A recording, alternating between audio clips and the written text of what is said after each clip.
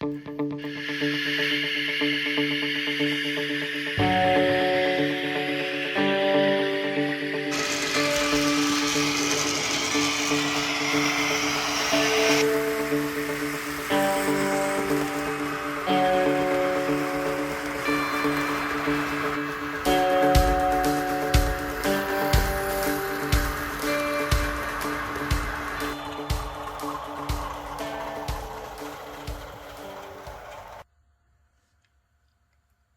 it's Northwest Trains, and today's unboxing video I've been waiting to do for a while. It's this nice Class 144 Pacer from Realtrack, and if you remember my last unboxing video, I got one of these and I was going to get it sound fitted. Well, unfortunately it didn't work that well. It had a bit of an issue with the gearing, I think, so because it was such an expensive loco, I got in touch with the seller and he agreed to refund me, as I couldn't find anyone to take a look at it to repair it. But just a few days later I managed to pick up this. It was slightly cheaper as well, from a well-known online auction site. So that's this one worked fine when I tried it. So I sent it off to Roads and Rails, and I've just got it back now. So let's just take a look at it. So it's pretty much the same as the other one I've got. It doesn't come with any accessories or anything. Not bothered about them anyway, but so you basically just get the manual, list of parts. As you can see, it's a long list.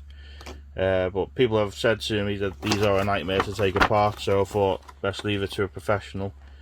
So we'll see how good the job is. So it gives you a bit of history of the loco there, which I'll mention it as well. See the improved version of a 142, 143 Pacers. I'm sure everyone knows what a 142 is. We've basically got the old Hornby model here. So this is one I've had for a while. I remember seeing these in and around Liverpool and on the Kirby to Wigan line. It was only till last year now that they've gone. But yeah, there's only 23 of this class made. So they were improved versions. They had more powerful engines, I'm led to believe. They were more reliable, better accelerating, and so on. I think out of the 23 as well, I've also seen that a great majority of them luckily have been saved. So when I last checked, I think there was 14 in preservation, 3 of them being sort of static exhibits, whilst I think around 10 or 11 in heritage lines. And the good thing about them is that they're cheap to run, so they're great for a heritage railway. So like off-peak times they can use these, and I'm sure it's still a pleasant ride in the countryside. So yeah, glad that quite a few of them are even preserved. I think there's about 6 stored at the moment. I've got, if I can get the camera to zoom in, doesn't seem to want to today, but I've got number 144012. Currently this one's stored. Unfortunately it's not preserved at the moment. But also as a favour, I asked Richard at Roads and Rails to fit these Bachmann seated figures for me, passengers, and he's done that for me. That's a great job, and because of the lighting I think it'll add a bit to the loco as well when it's running. So that looks pretty good. I'm happy with that. Right, let's check the second one out. Yeah, it's quite a heavy unit as well. I do like this livery that comes with them. Just get that to, I think it's just a bit too close, that's why I couldn't zoom in properly. So that's got designation York on the front there. But the detail on these locos compared to the Hornby model is pretty stunning. You can see why they were very popular. It's a pity they didn't make more of them, because it's been very hard to get hold of them. I think they were quite reasonably priced when they were released as well. So you can see quite a bit of detailing underneath. Quite a few delicate parts. I presume that's where the speaker is there. So yeah, we're going to get this on the track now, and we're going to give it a run.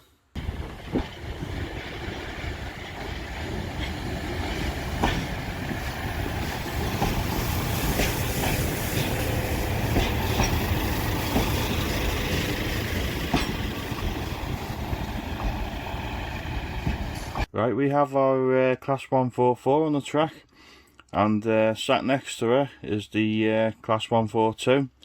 It's a heavily upgraded Hornby model with lighting and sound fitted to it. You probably would have seen it running in different running sessions over the years on my layout. It's one of the, in fact, it was the second loco I had sound fitted. So we just go back to the 144.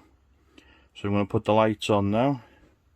Which is 0, so it's facing the other direction. I'll just quickly, if I can get it in front of the camera, just a little list of the sounds. So you can always pause it in different places if you want to have a little look at them. So change direction, lighting works. You can't quite see the interior lighting, but it is on. It's quite a nice shade. You can see the 144 is quite the 142, sorry, is a bit bright. Right, let's start her up now. Number 1.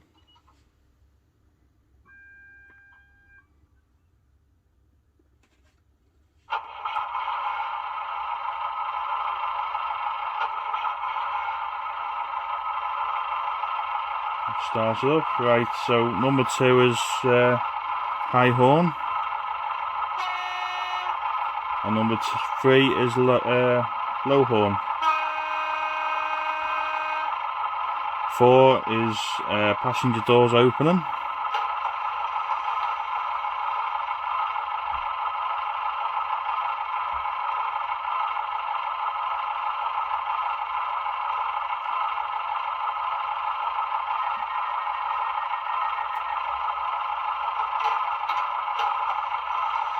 And we've got various other things.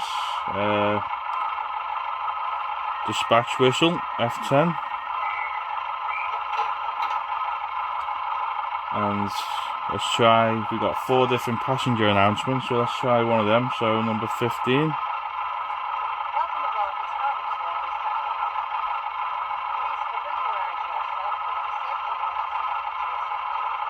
I don't know if you can hear that or not. I'll tell you what, I'll turn the engine off. So let's try passenger announcements F15. No, I suppose I won't work with the engine off. Right, so I'm going to put her back on now, and then we're going to have a little running session, see what she's like.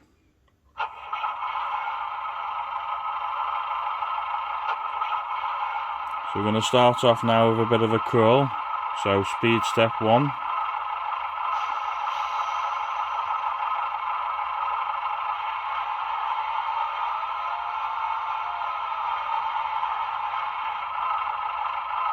Nothing happening yet. I'll just go to 2.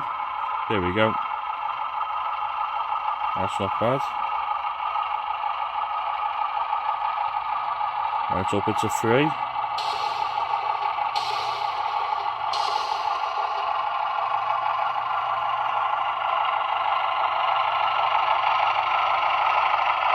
Pretty smooth up to now, going over the points. Right, so we're going to have a running session now, and we'll see how it gets on.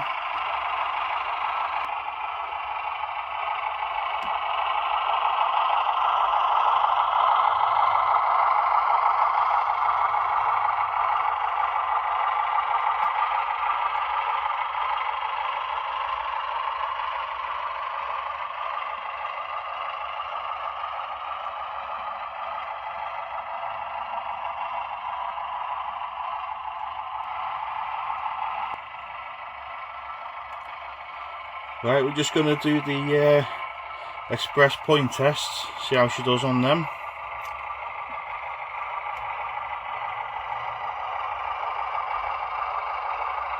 As you know, if any locos manage to go over these points without any troubles, then we're on to a winner. I still haven't replaced them yet. I don't know whether I will or I won't, but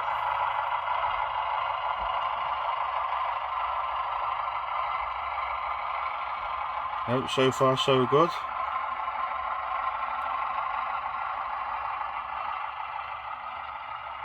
Spot on. That's another test passed.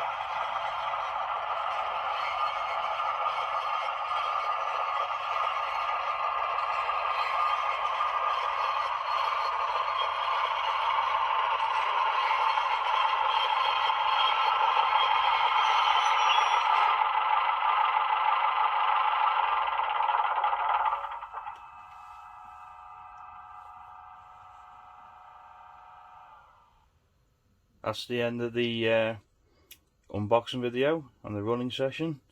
Another loco I'm very happy with, just what I wanted. Runs well, sounds great, so I can see why they were very popular and hard to get hold of. Hopefully Realtrack will do a few more of them in the future. I know they're planning on doing the Class 142, so it'd be interesting to compare that to the Hornby one, but we'll have to wait and see. So thanks again for watching, and keep an eye out for the next video.